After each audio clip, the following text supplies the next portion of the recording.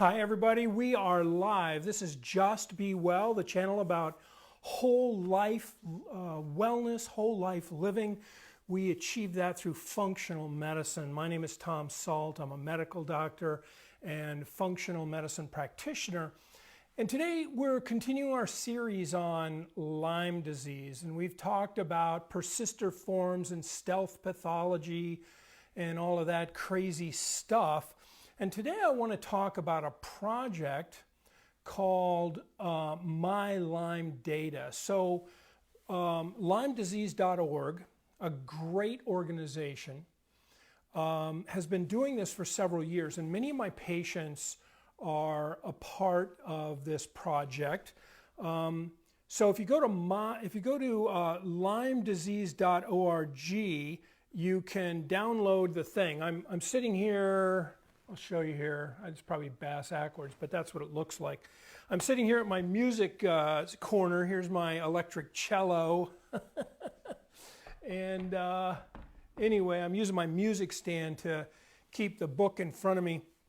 Basically what they do in the MyLymeData is they collect your data. They figure out, they ask you to just submit. They ask a ton of questions. They ask you to submit your data, and then they make they analyze the data, they crunch the data. So this is a big quote, this is a real word, big data. This is a big data project, super important, because funding for Lyme disease has been basically cut off. Listen, Lyme disease is the most common vector-borne illness in America, period, not even close to anything else. If you think about in the range of 10 to 20% of people having ongoing problems, in other words, whether you choose to call it post-treatment Lyme syndrome or you call it chronic Lyme disease or any of the other names, it is a bigger problem than most other chronic diseases. It is as big as the AIDS crisis. It is about 1.5 times bigger than breast cancer. It's a big deal, and yet it gets this much funding, or nearly this much funding. So the LymeDisease.org started this MyLymeData project, and it is a registry. So there are cancer registries. There are, all kinds of different disease registries, and this is one of them. And so they get people to contribute their data, and then by looking at these big data swaths, they're able to crunch some numbers. So here's an example. There are 12,000 people enrolled, and this is where they're from. And unfortunately, this is probably backwards, but notice that they are from Minnesota and California and New York and all kinds of places. Then they start looking at, of the 12,000 people, 89% were willing to participate in research. That's great. 78% of diagnosis supported by serology. So 78% of people had serology that was positive. 53% had been diagnosed for greater than 3 years and were still having symptoms. 70% not diagnosed until late stage, meaning greater than 6 months of illness. And so they're able to tease out this kind of stuff. Here is, I'm scrolling down because I got the whole book here. So how long before diagnosis? This is one of the graphs, and you can download this book, but here's one of the graphs, right? So it tells us that 36% of patients in this data set, it took them 6 years to get diagnosed, and 84% they were ill for more than 4 months before they were diagnosed. So most people are either in middle or late stage Lyme before they get diagnosed. And this is, of course, for people who have chronic Lyme, because most of the people in this data set have chronic Lyme. And then how many physicians did people see before they were diagnosed? 72% of people in this data set of 12,000 individuals saw 4 or more physicians before being diagnosed. And how many miles to treatment. 31% of patients had to travel 100 or more miles for treatment. And that's certainly reflected in my practice.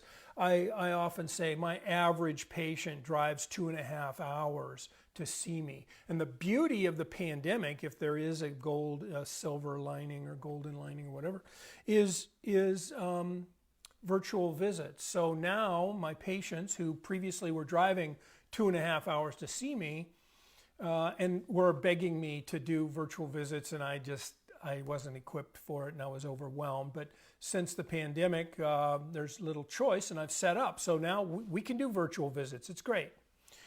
The other interesting thing is, people with Lyme disease are often told, well, you're just a complainer, you're just a wuss, suck it up, get over it.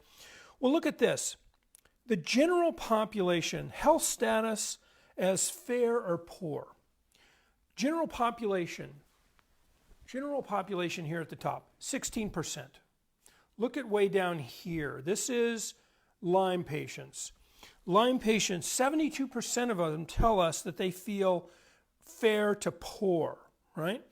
Now, that's worse than depression, worse than multiple sclerosis, worse than diabetes, worse than fibromyalgia, worse than congestive heart failure.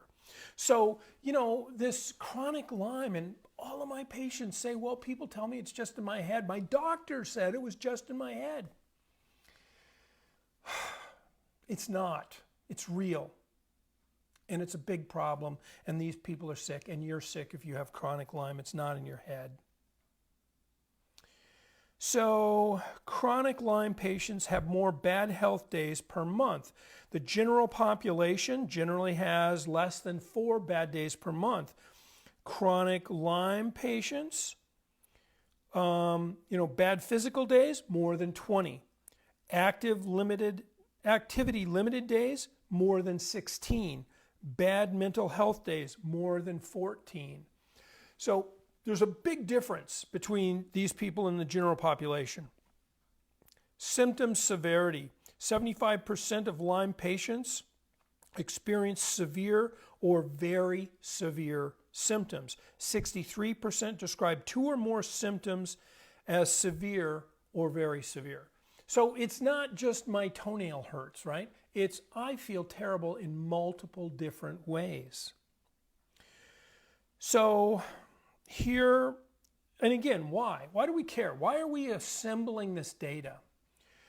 Because the mainstream medical establishment still doesn't believe chronic Lyme exists.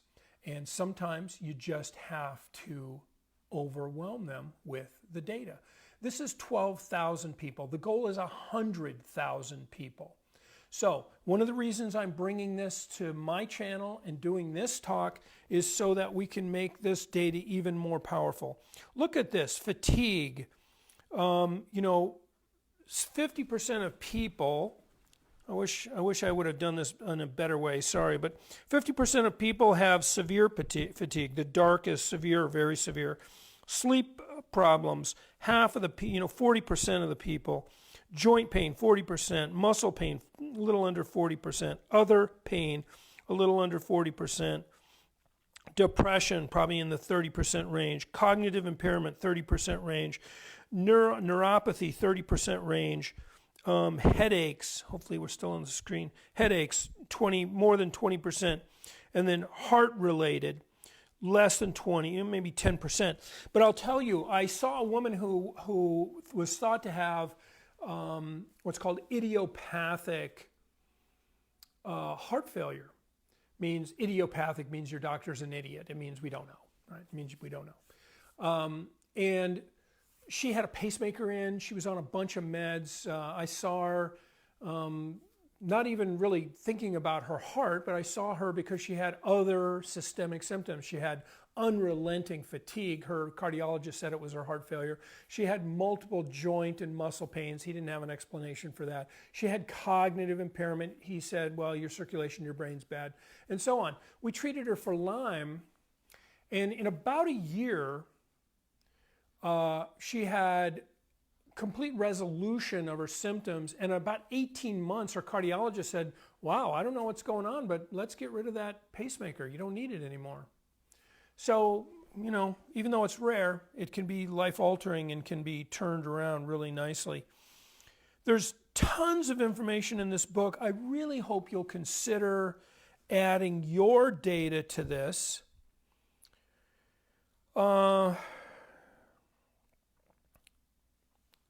So I wanted to get to responses. Okay, patients responding to treatment.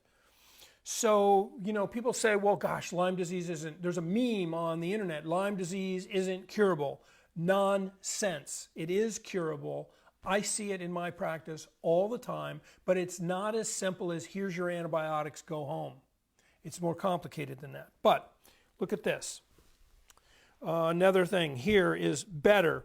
52% of patients overall are either much better or better. Same. Well, 37% were the same. Worse.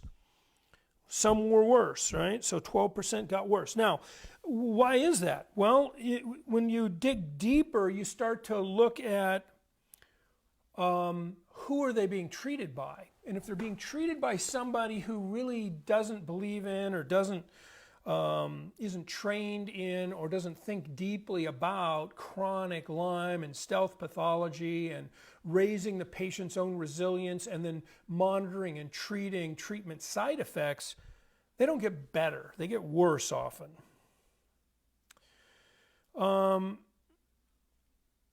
So early symptoms of Lyme. We've talked about this many times. Flu-like symptoms. If you are getting flu-like symptoms in the off-flu season, you know, you're getting the flu in the summertime, think carefully about that. Headaches and stiff neck. If you're getting headaches and stiff neck out of the blue, rash, not just the bullseye rash, any rash associated with flu-like symptoms and headaches, joint pains, lightheadedness, shortness of breath, chest pain, shooting pains, and facial palsy, or even where your face droops, called Bell's palsy. 64% of people thought they had the flu at the beginning of their Lyme journey. 44% had headaches and neck stiffness. 34% had rashes. 30% had joint pain, lightheadedness in 30%, shortness of breath and chest pain in 28%. So these are very common symptoms. And I will tell you, it's life-altering fatigue, life-altering roving joint pains, life-altering brain fog or cognitive difficulties. That's what I see in my practice. 78%, boy, I can't speak, 78% of patients have positive lab tests supporting a diagnosis of co-infections.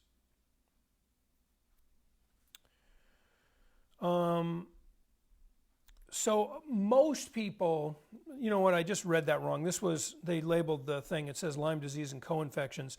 But so 45% of the patients in this study met the CDC criteria, and 78% had positive lab tests supporting the diagnosis, but not the CDC criteria. 35% had a positive Western blot. 27% had a CDC two-tiered test. And then co-infections. So 52% of patients in this data set had a Babesia co-infection. Babesia is one of the bugs that hitchhikes along in the ticks with Lyme. Bartonella, 45%. Mycoplasma, 79%. Ehrlichia anaplasma, 69%. Rocky Mountain spotted fever, 71%. So these co-infections are very common. 74% of these patients reported early symptoms to their doctor, and yet 70% of these patients had a long delay in diagnosis, as we already pointed out, someplace between 4 and 6 years. So half of the patients are initially misdiagnosed with a psychiatric illness, and only 18% actually had a psychiatric diagnosis. So there's a big disparity. You know, there's one thing that happens a lot to people with chronic illnesses, whether it's fibromyalgia or chronic fatigue syndrome or even depression, sometimes Parkinson's disease, sometimes MS. They're told they have a conversion disorder. A conversion disorder means that you're translating your psychological ills into physical illness. That's a rare psychiatric diagnosis, and yet, you know, primary medical doctors make that diagnosis all the time, and they just dismiss that person. Well, okay, if you do have a conversion disorder, it should be treated properly, not just dismissed. But yet, you know, doctors do that. Frankly, it's terrible.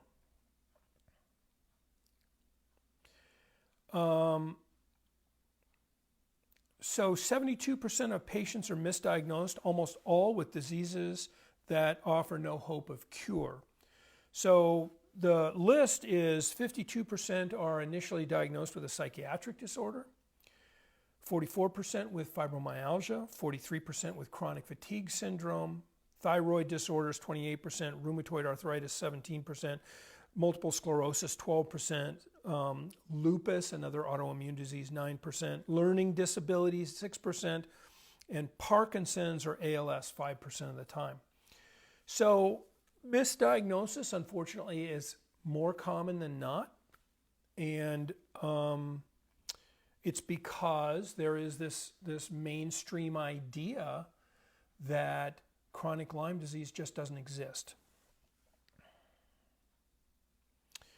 So lots and lots of data in the MyLymeData project. So go to LymeDisease.org and to check it out. And why are we doing this? Why do we want your data? We want your data so that we can go to your legislator and help them understand that chronic Lyme disease is a real problem, and that, as an example, here in Minnesota, for many years there was a moratorium on disciplining doctors using antibiotics for longer than the recommended 28 days. Well, that moratorium has now gone, and this data suggests that longer courses of antibiotics are actually quite helpful. Antibiotics in the 4 to 12 month range are, according to this data, often very helpful. So the idea that antibiotics aren't helpful is just not true, and the idea that only 4 weeks is all you need and you're done forever. So, and then it also goes into various protocols. Now, in our clinic, we have used herbal products, sauna type treatments, chelation treatments, medical marijuana or its derivatives, acupuncture, homeopathy, nutraceuticals. Now, and electromagnetic energy therapies, and oxygen therapy, including hyperbaric oxygen. Hyperbaric oxygen, unfortunately, had a pretty poor showing here. Here's hyperbaric oxygen. Only 22% responded. Now, in my practice, I felt much higher, but maybe it's because of the way we used hyperbaric. Because we used hyperbaric with herbal therapy that is the most effective in terms of alternative complementary integrative therapies. This is not including antibiotics. And then we also used sauna therapies and chelation, detoxification products, and so on. So we do currently all of these higher order things. I sold off my hyperbaric chambers this year, because of the pandemic and because I just wasn't using them as much as I'd like, because I'm in a small town, and in order to properly do hyperbaric medicine, you got to do it like every day, and people are traveling 2.5 hours to get here. That just wasn't making any sense for them. So, you know, it's a big deal. Your data matters. Your data compiles with everybody else's data to prove to the policymakers that this is a big deal. Now, the other beautiful thing about this data is it shows that people do get better. And my experience tells me that people do get better. Does everybody get better? No. I think my data is better than this data. I think more than half of my patients get better. I'm going to say 70+% of my patients get better. And then there's, you know, we do group Lyme visits to contain the cost. You know, it's a longer visit. I usually see people for about 90 minutes. It costs the same as a 15-minute visit, but we do it in a round-robin kind of approach. And the beauty of that is that when somebody asks a question, everybody gets to hear the answer, because everybody has similar concerns. And a lot of times, one person will ask a question, another person will say, you know what, I didn't even think of that, but I have that exact same problem. And so, you know, we talk about that. And so it's a very excellent way to really get deeper into your symptoms of Lyme in this group setting. And we do that online as well. So I'm going to encourage you to go to LymeDisease.org and get registered and fill out the questionnaires and really contribute to this project, because not only are you going to help yourself, you're going to help everybody else with Lyme disease.